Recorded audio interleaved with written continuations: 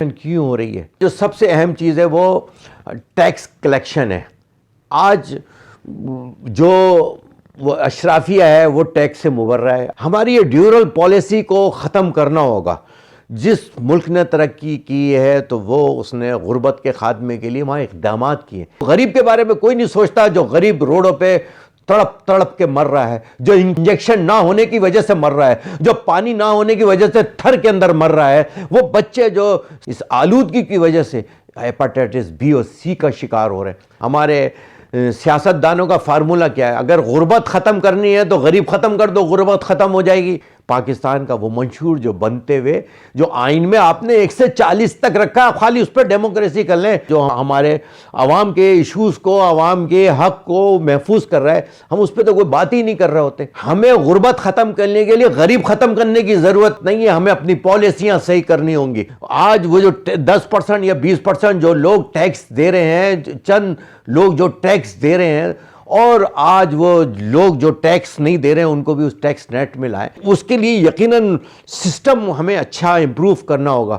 10 سال میں جب فیصلہ ہوگا کرپشن کا تو کہاں سے کرپشن ختم ہوگی؟ ان کا کوئی محاسبہ کر ہی نہیں سکتا، نہیں کر سکتا، اس لیے کہ مجھے خود کو صحیح ہونا ہوگا۔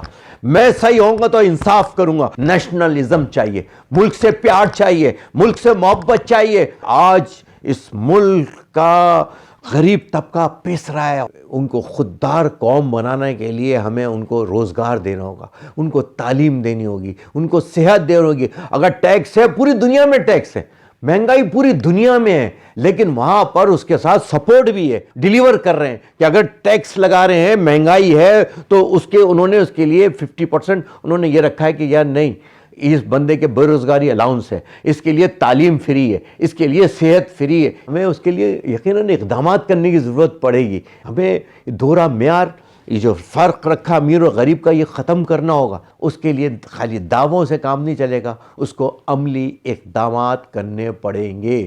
آئیں مل کر ہمیں اس ملک میں تعلیم اور امن و امان کے لیے کام کرنا ہوگا۔ اس کے لیے ہم سب کو مل کر اتفاق کے ساتھ اس ملک کی بقا کے لیے، اس ملک کی سلامتی کے لیے، اس ملک کی یکجہتی کے لیے، اس ملک کو بچانے کے لیے ہم سب کو اپنا کردار ادا کرنا ہوگا۔ آؤ مل کر عہد کریں کہ اس پاکستان کی بقا کے لیے اپنی جان کے نذرانے بھی پیش کریں گے اور اپنے قائد کے مشن کے ساتھ وفا بھی کریں گے۔